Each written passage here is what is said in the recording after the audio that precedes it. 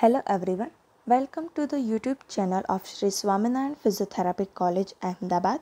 Myself, Dr. Ankita Chaudhary.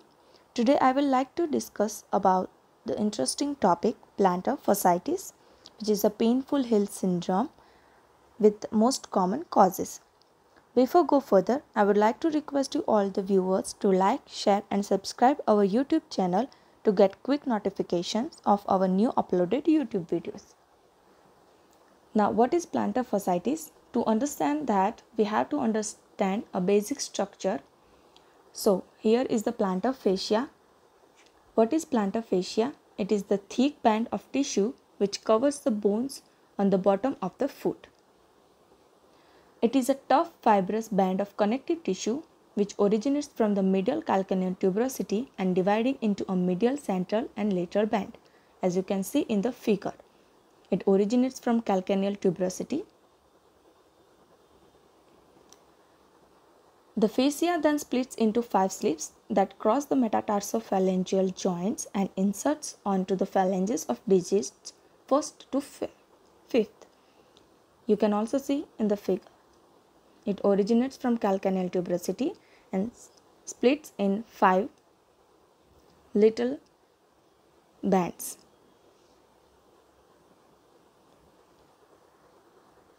It also acts as a truss which is maintaining the medial longitudinal arch of the foot. What is truss? Truss means support. It support and help to maintain the medial longitudinal arch of the foot. It also acts as a shock absorbers during weight bearing activities. It also protects the soft tissue structures on the side of the foot against pressure by maintaining the concavity. Now, what is plantar fasciitis? It is defined as inflammation of the plantar aponeurosis at its attachment on the tuberosity of the calcaneum. Means irritation and inflammation of plantar fascia cause plantar fasciitis. It is a common cause of heel pain and the type of pain is a stabbing pain. It is an overuse condition. It is common in middle-aged men and women but can be diagnosed in all age groups. So it is a gradual and insidious onset. Now, area of pain. You can see in figure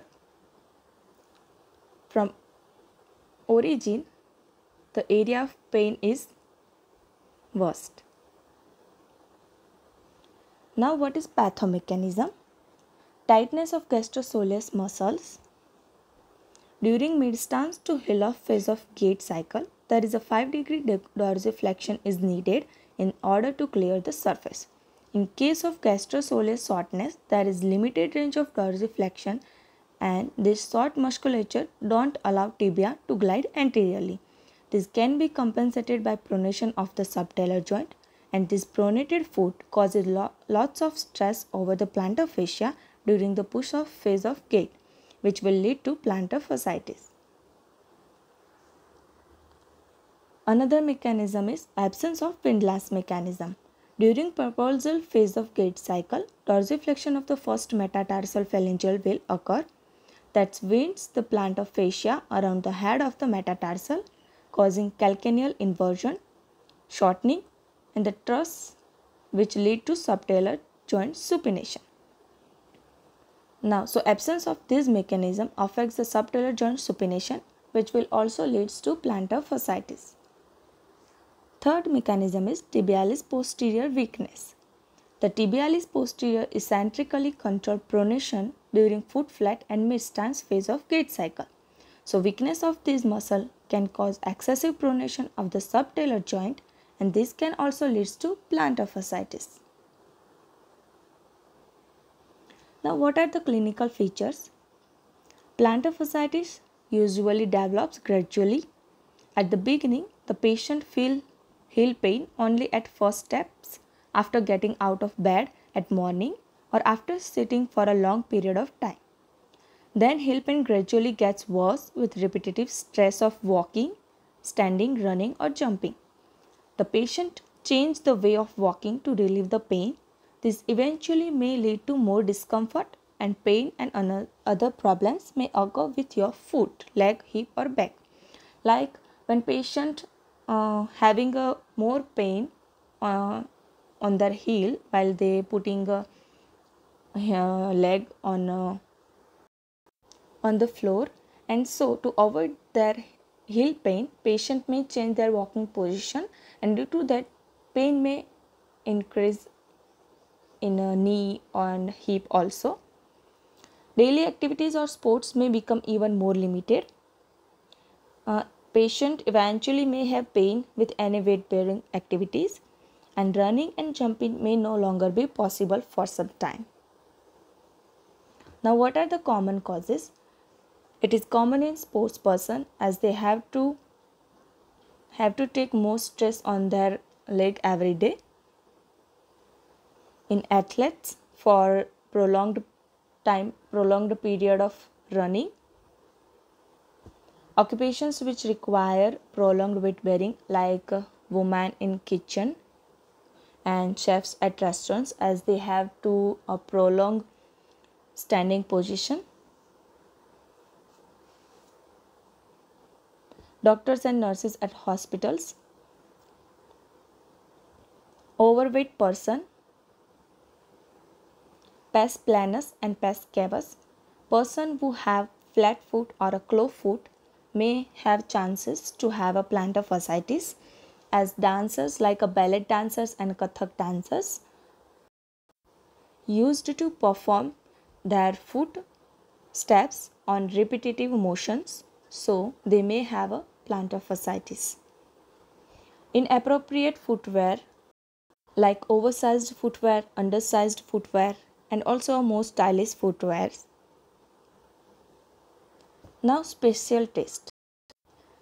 There are huge heel pain syndromes, so we have to differentiate the plantar fasciitis from all others, and for that we can perform the special test.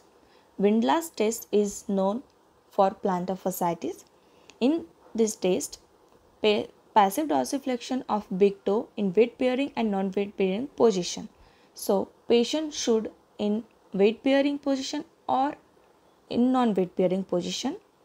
What examiner can do, they passively dorsiflex the big toe, and at that time if patient or person having a stabbing pain on the origin of plantar fascia, the test is positive, it means they have a plantar fasciitis. Now treatment of plantar fasciitis. It is a most common or in most common cases plantar fasciitis resolve with time, like it is a self-limiting condition. Conservative methods of treatment, steroid injections and surgery may be tried. But steroid injections and surgery are rare in rare cases. So now conservative treatment. First of all, to reduce pain and inflammation, there is a RICE protocol. It means rest, ice therapy, compression and elevation. First of all, rest and protect the sore area or the injured area. After that, do ice therapy regularly, daily 20 minutes and 2 or 3 times per day. Cold will reduce pain and swelling and inflammation also. After that, compression or wrapping the injured area with an elastic bandages which help to decrease the swelling. And after, elevation also help to reduce the swelling. As soon as the patient gets up in the morning, he or she instructed to immerse his or her foot in warm water and curl the toes and hold it for some time. Ultrasound, which is the physiotherapy instruments, also help to reduce pain and swelling. Soft tissue mobilization with deep friction massage in stretched position. Rolling the foot with a firm pressure on a 3rd and 4th inch diameter wooden dowel rod, which also reduce the inflammation. After that, reduce tissue stress. So for that, there is a shoe modification.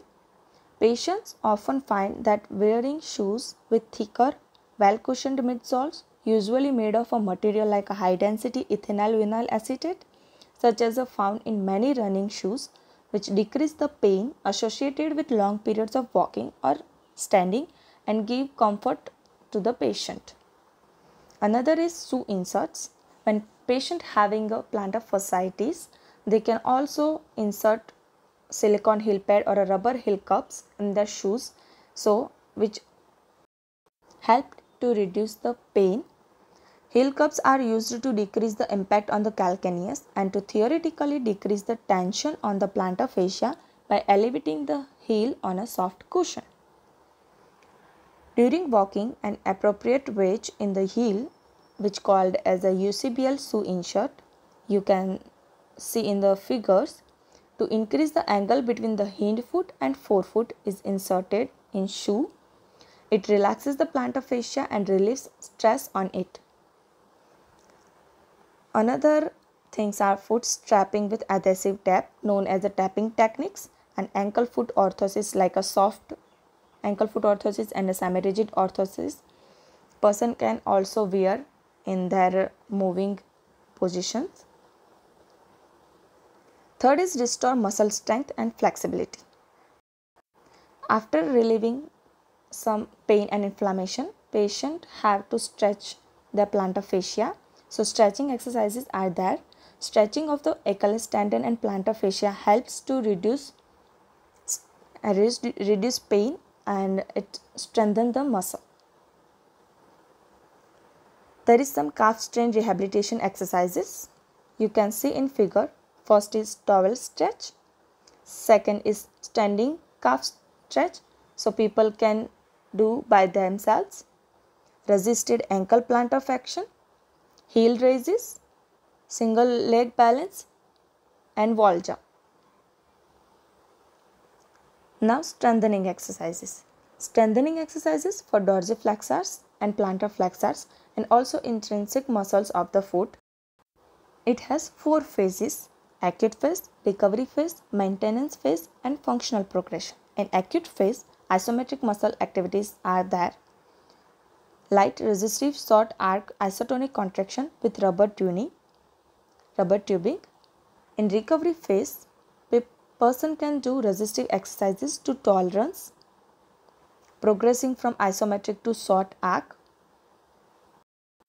full range isotonic and isokinetics, and functional activities like walking, jumping.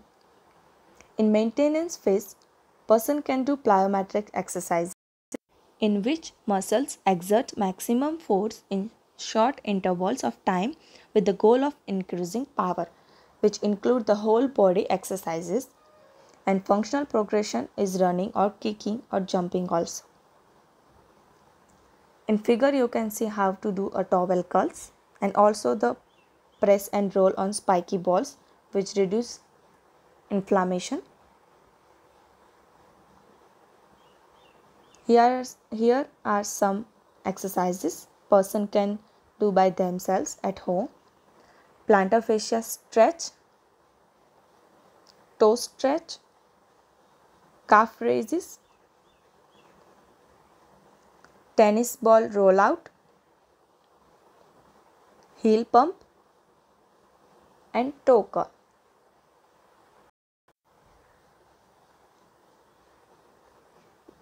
It is a regular exercises person can do by seating. It shows the position how to perform these exercises.